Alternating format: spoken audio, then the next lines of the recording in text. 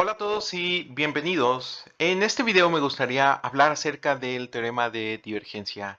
Este es un teorema que yo creo que es un resultado que venimos de alguna manera u otra sospechando desde los videos anteriores, donde por supuesto mostramos desde el teorema fundamental del cálculo, el teorema de Green y el teorema de Stokes. Entonces, si ustedes recuerdan en videos anteriores, aquí nada más me gustaría borrar esto. En videos anteriores ya habíamos escrito el teorema de Green en una versión vectorial que luce de la siguiente manera.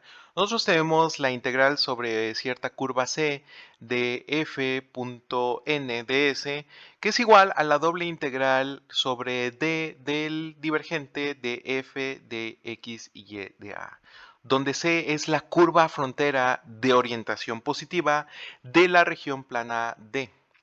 Entonces, si estuviéramos buscando extender este teorema a campos vectoriales en tres dimensiones, en R3, podríamos ver lo siguiente. A ver, entonces sospechamos que esto podría ser correcto.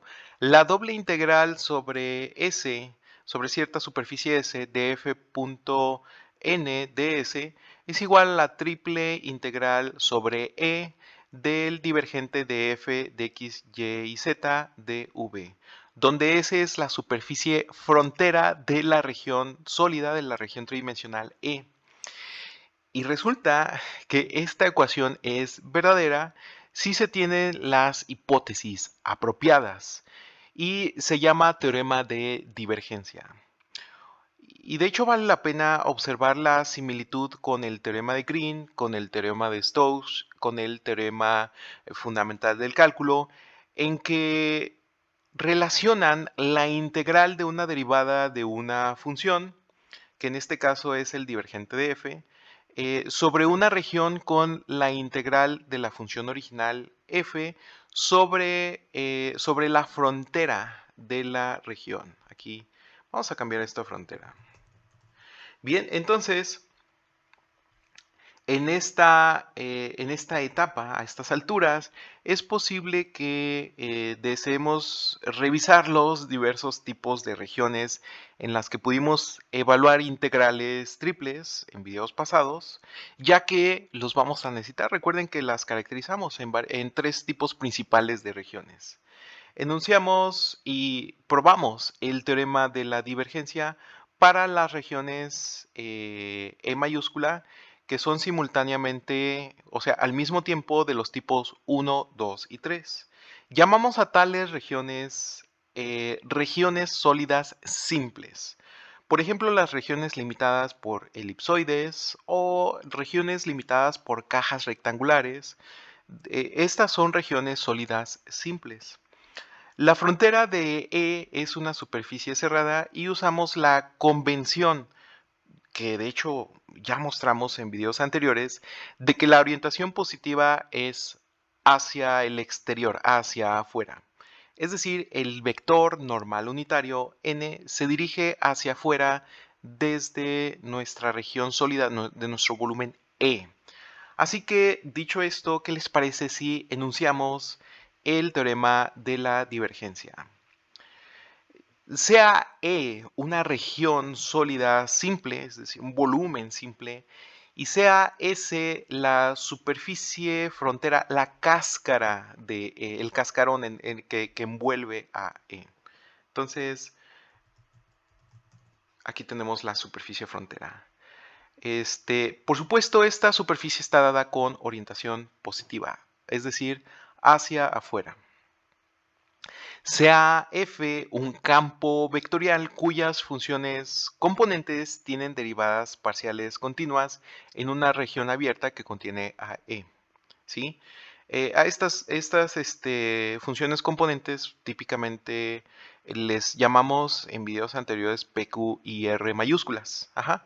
Entonces vamos a tener que la doble integral sobre la superficie S de f.ds es igual a la triple integral sobre la región sólida E, sobre el volumen E de la divergencia de f de v.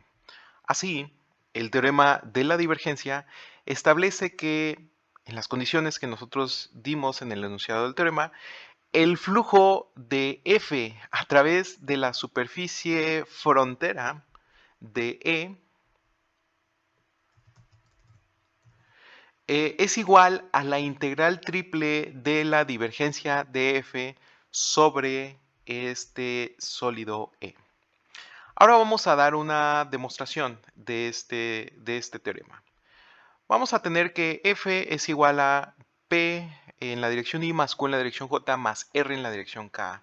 Entonces vamos a tener que la divergencia de F es igual a la derivada parcial de P con respecto a X más la derivada parcial de Q con respecto a Y más la derivada parcial de R con respecto a Z.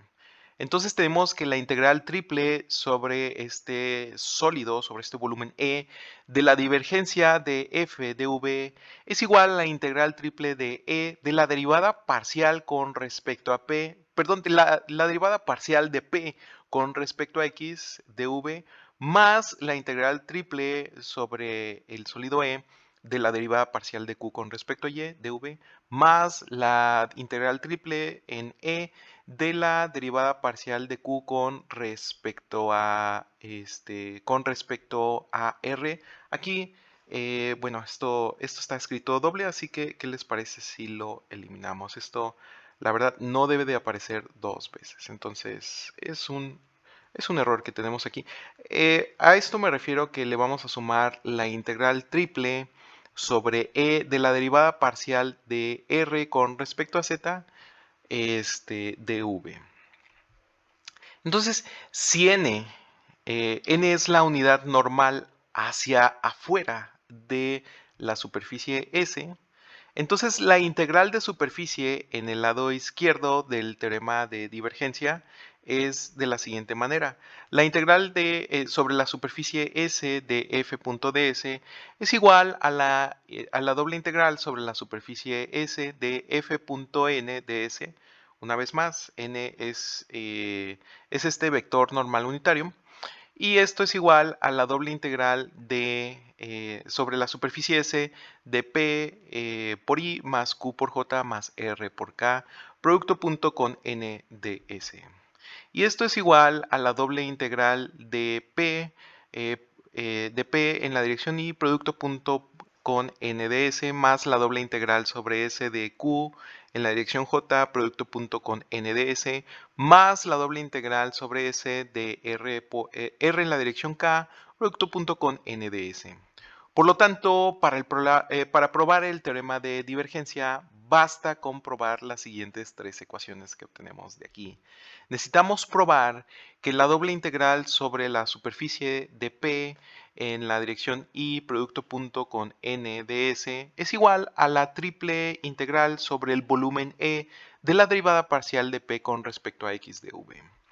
En segundo lugar, y de manera análoga, hay que demostrar esta ecuación 2 y esta ecuación 3, lo cual, como vemos de manera análoga con esta primera integral, también necesitamos demostrar que Q en la dirección J producto punto con S ds, esta doble integral sobre S, es igual a la triple integral sobre E de la derivada parcial de Q con respecto a Y de V.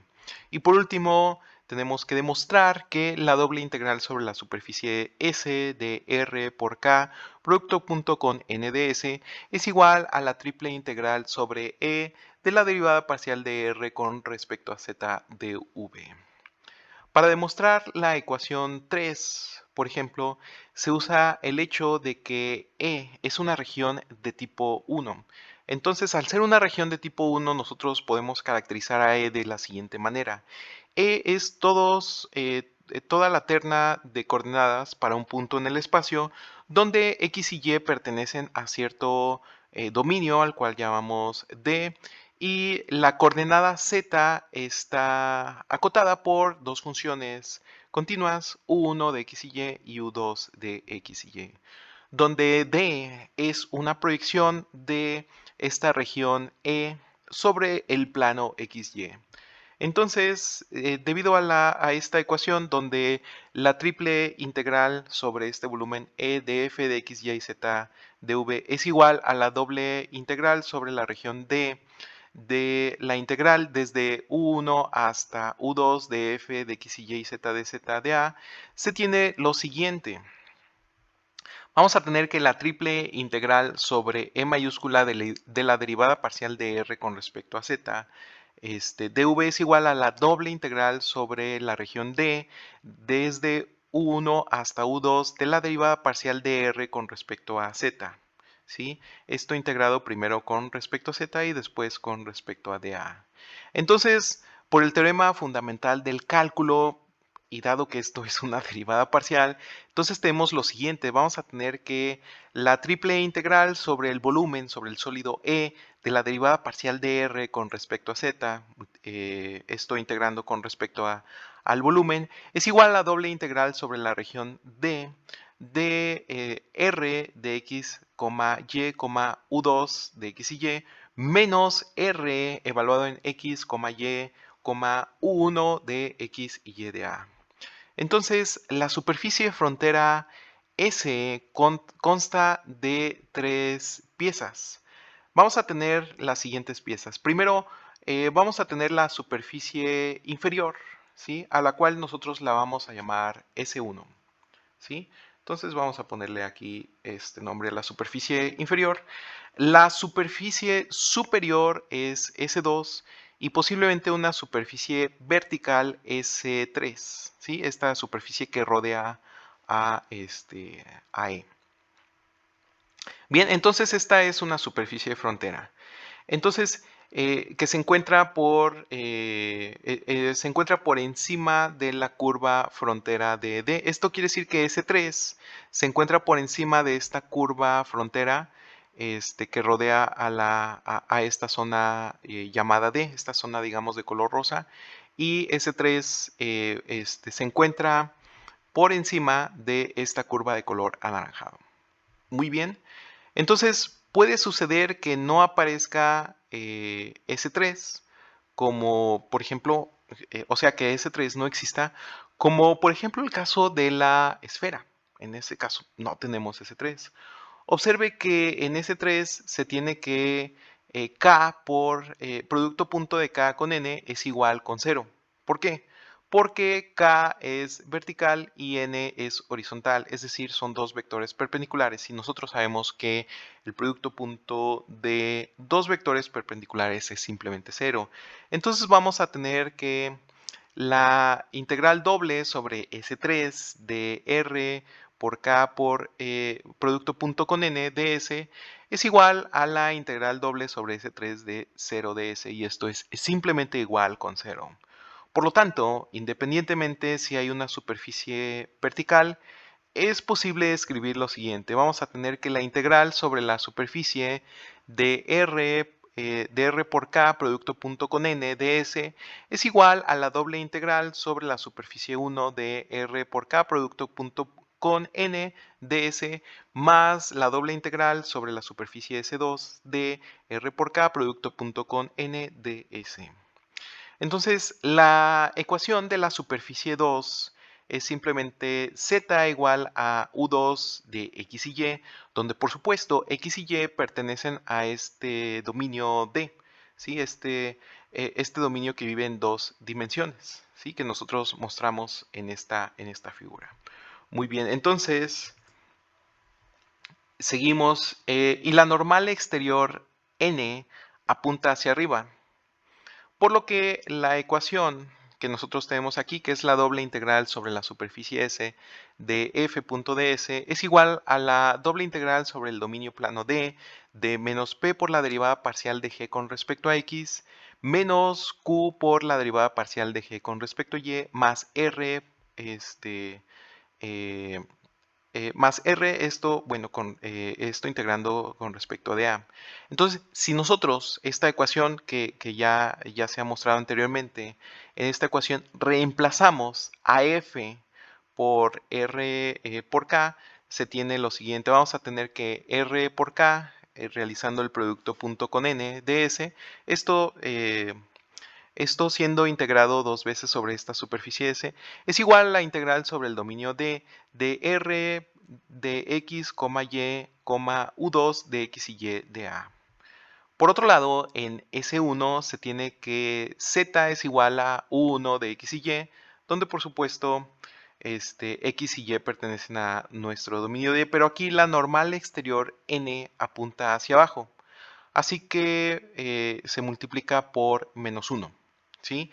Entonces vamos a tener que la doble integral sobre esta superficie S1 de R por K producto punto por N de S es igual a menos la doble integral sobre nuestro dominio bidimensional, nuestro dominio plano D, de R de X y Y, U1 de X y Y de A.